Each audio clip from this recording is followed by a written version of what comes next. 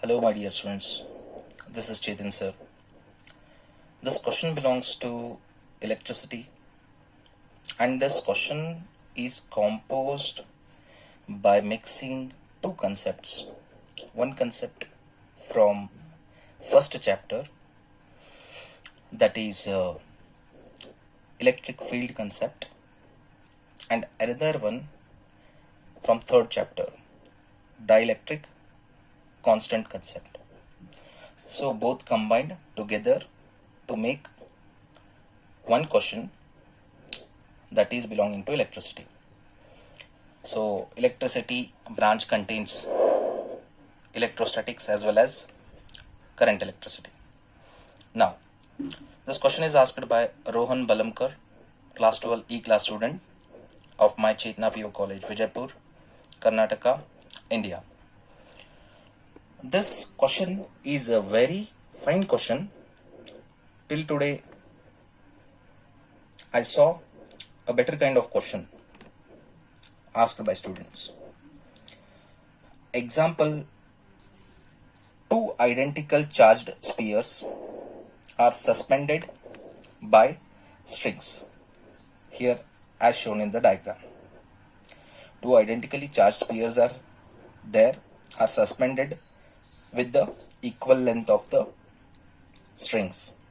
Okay, so you can say the length of the string is L, so another string's length will be same. Fine. Now the strings make an angle of 30 degree here, as it's shown in the figure. Now the strings make an angle 30 degree with each other. They are saying means from here to here 30 degree, then again from here to here 30 degree.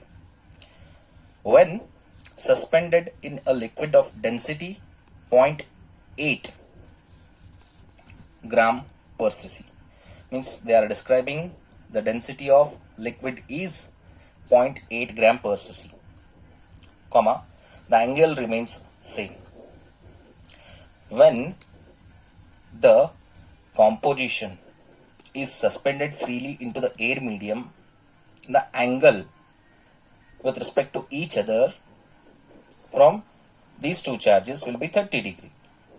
When the same composition is dipped inside a liquid vessel, then also the angle between two charged spheres remains same, that is again 30 degree.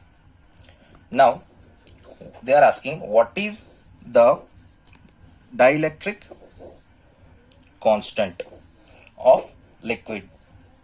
So this is the question. Basically they are asking you to find out dielectric constant of liquid. They are also given in the data density of sphere, that is 1.6 gram per cc. So this is these two are known quantities, as well as they have given angle. These three are 30 degree, 0.8, 1.6 gram per cc. These three are known quantities. The unknown quantity is dielectric constant. Let us solve this problem with my technique, easy technique. So it is here, solution. I'll make two columns. One is unknown column, another one is known column quantity.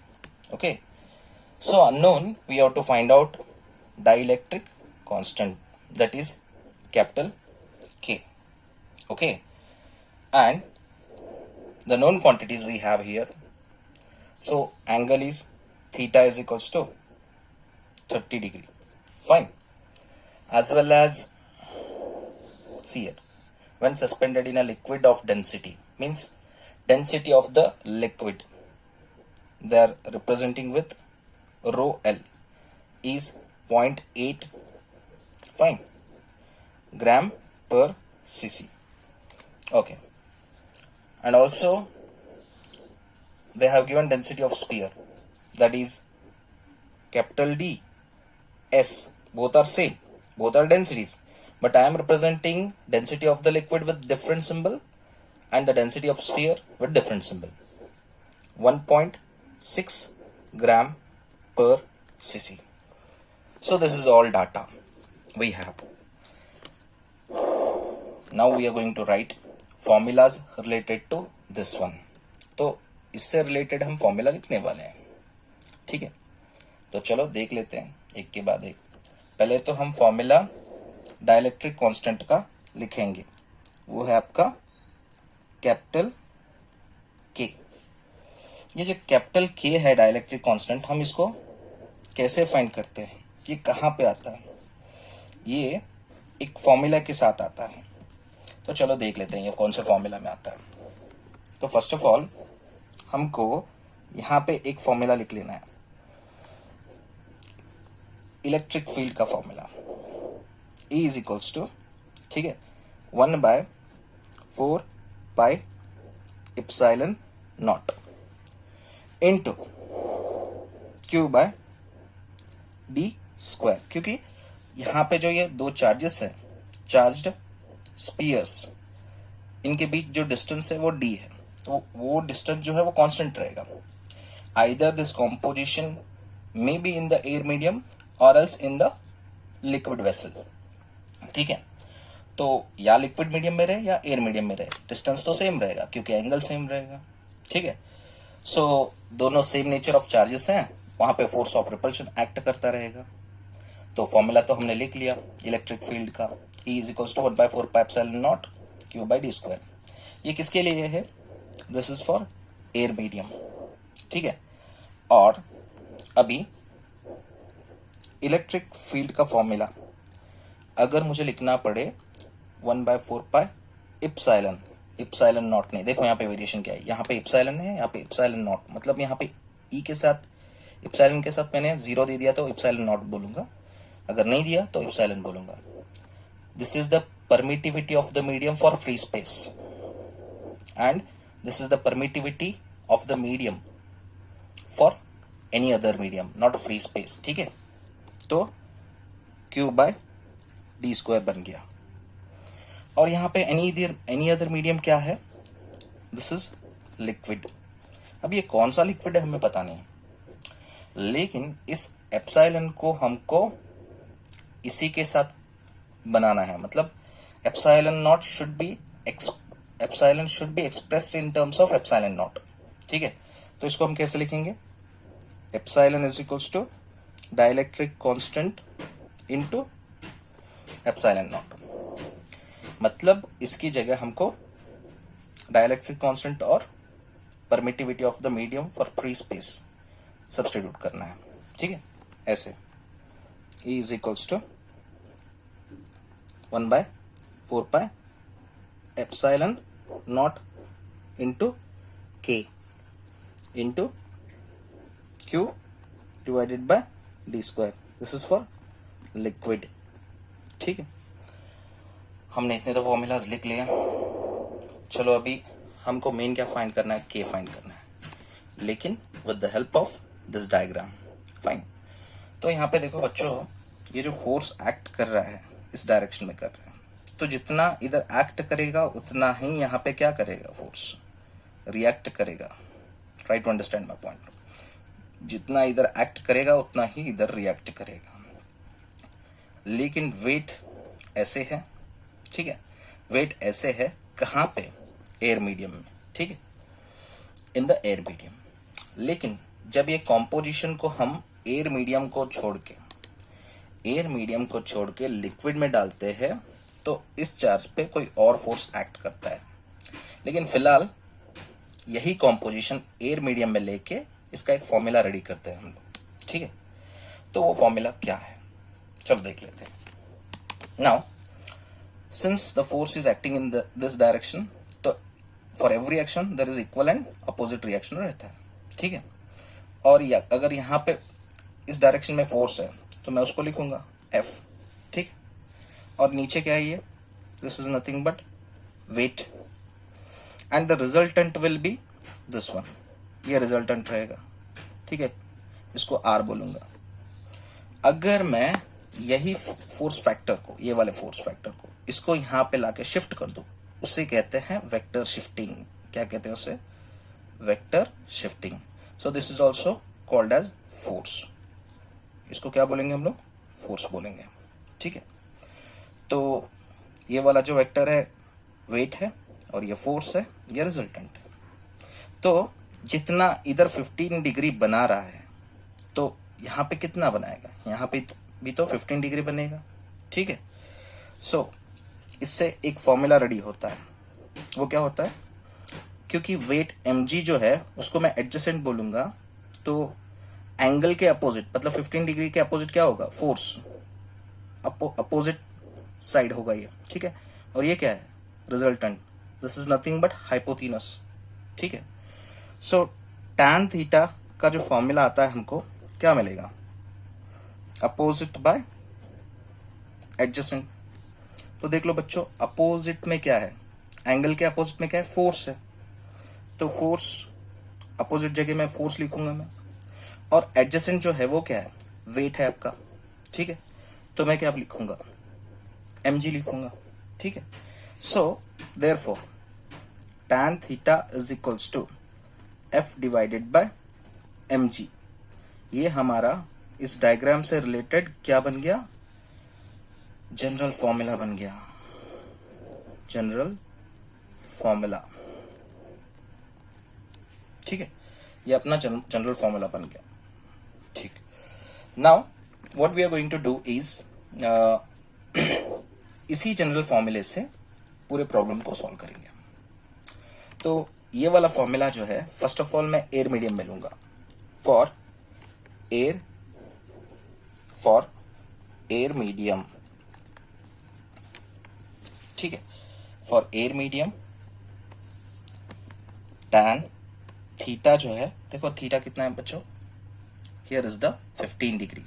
So tan 15 degree, ठीक है, is equals to what it is? Force, electrostatic force divided by mg। So force की जगह क्या है? देखो force का formula क्या है?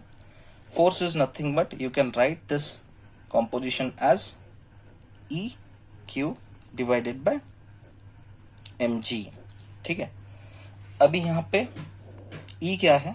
We all know that for the air medium it is 1/4 pi epsilon naught q by d square. तो E की जगह क्या लिखूंगा मैं?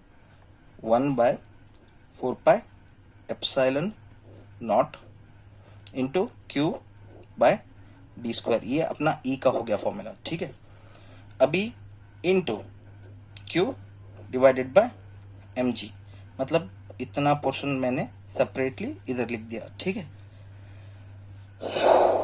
तो अभी कितना होता है कॉम्बिनेशन इस फॉर्मूले का?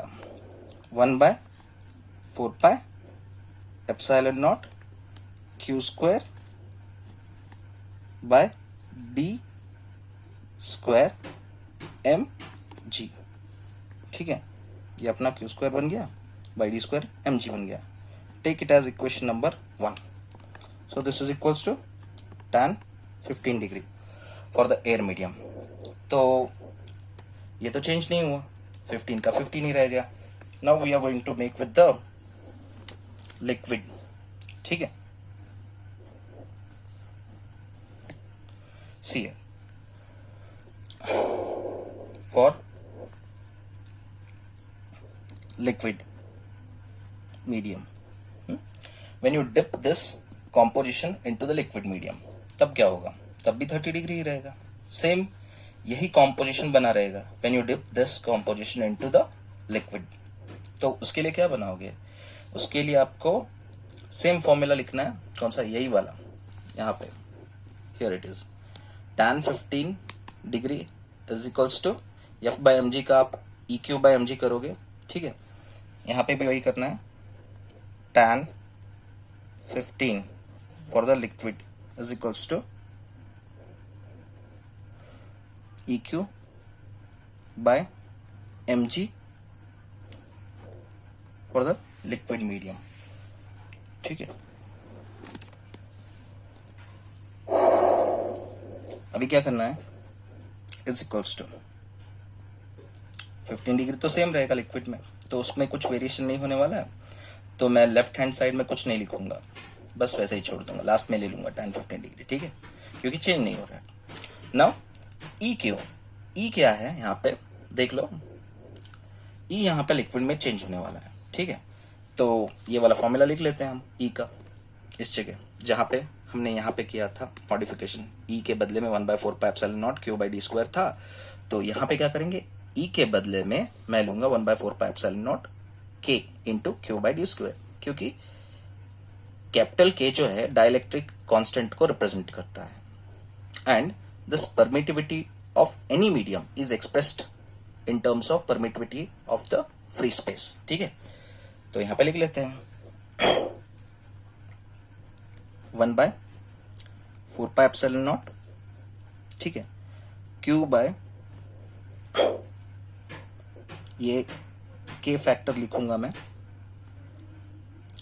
डी स्क्वायर, ठीक है, एंड द रिमेनिंग पोर्शन ये वाला लिक्विड का लिखूंगा Q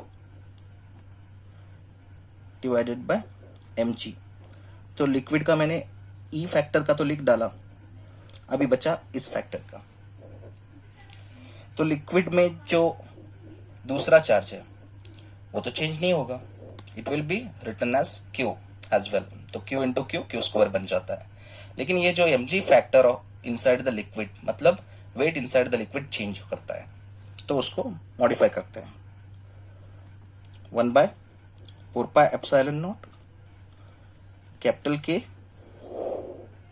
into Q square divided by D square 1 divided by mg inside liquid, मतलब वेट इनसाइड लिक्विड, तो इसको ले लेते हैं हम, take it as equation number 2, ठीक है, so weight inside liquid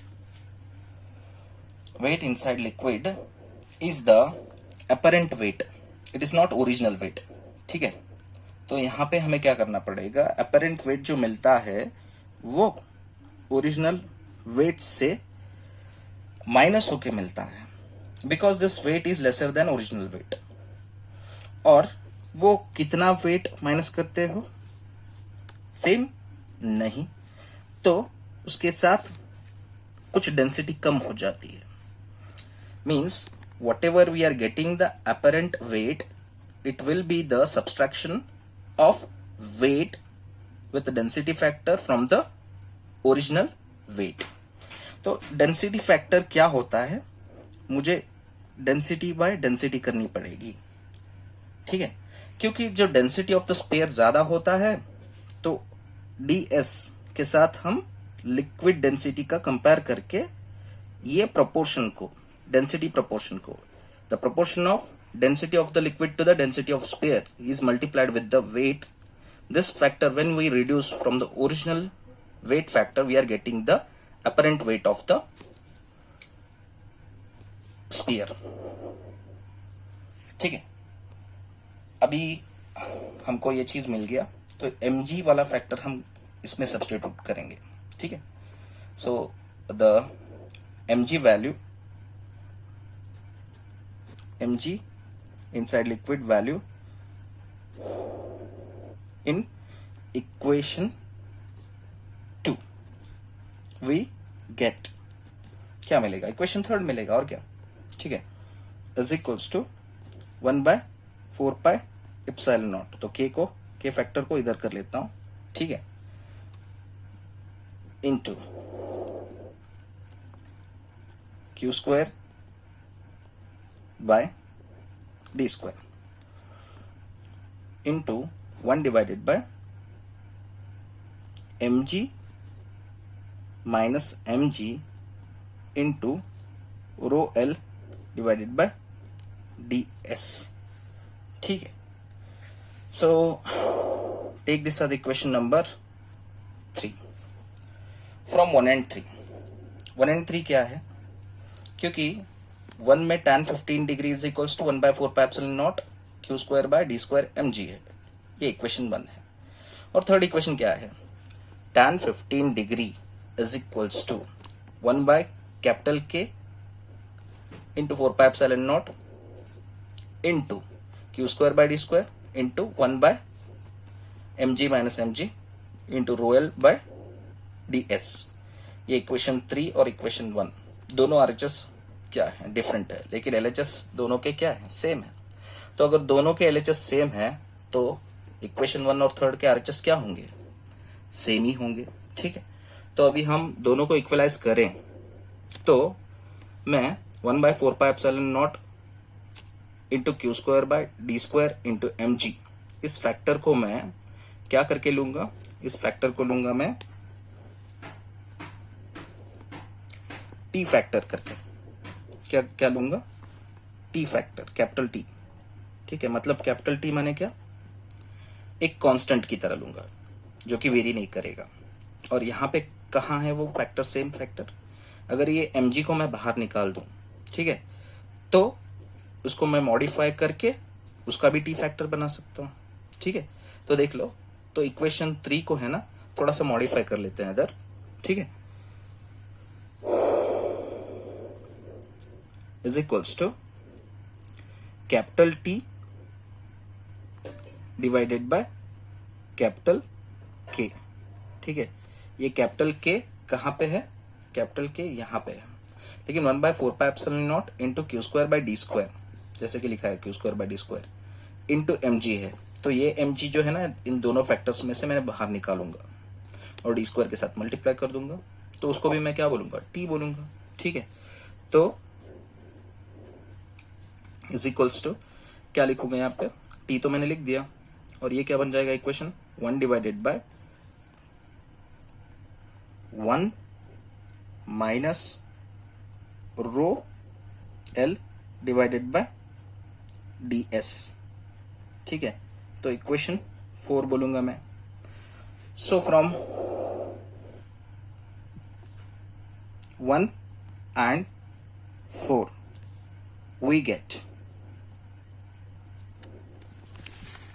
we get क्या मिलेगा हमें, देख लो। ये जो इक्वेशन 1 का t, इसको होल फैक्टर को t करके ले रहा हूं, तो tan 15 डिग्री ऑफ द क्या बोलते हैं, ऑफ द एयर मीडियम, तो वो तो t बन गया, मैंने लेफ्ट हैंड साइड लिखा इधर, is equals to right hand side का tan 15 डिग्री का लिक्विड में का राइट हैंड साइड का जो कंटेंट है यहाँ पे मैंने बनाया हुआ है, that can be taken as what, t by capital K factor, okay, into 1 by 1 minus rho L by D S. ठीक है, सो टी गॉट कैंसल्ड, के को मैं इधर भेजूंगा, capital K is equals to 1 by 1 minus what is royal, we all know that what is royal is 0.8 and what is ds 1.6, ये 0.8 है, ये 1.6 है, 0.8 1 जा 0.8 2 जा, सो दिस इज -1/2 हो गया, तो 2 को इधर मल्टीप्लाई करने के बाद 2 - 1 हो जाता है, माने ऐसे लिख सकते हो 2 - 1 divided bye 2, so 2 - 1 is 1, so 1 by 1 by 2, so 2 can be uplifted, तो capital K factor is equals to 2. This is the right answer. Thank you my dear kids.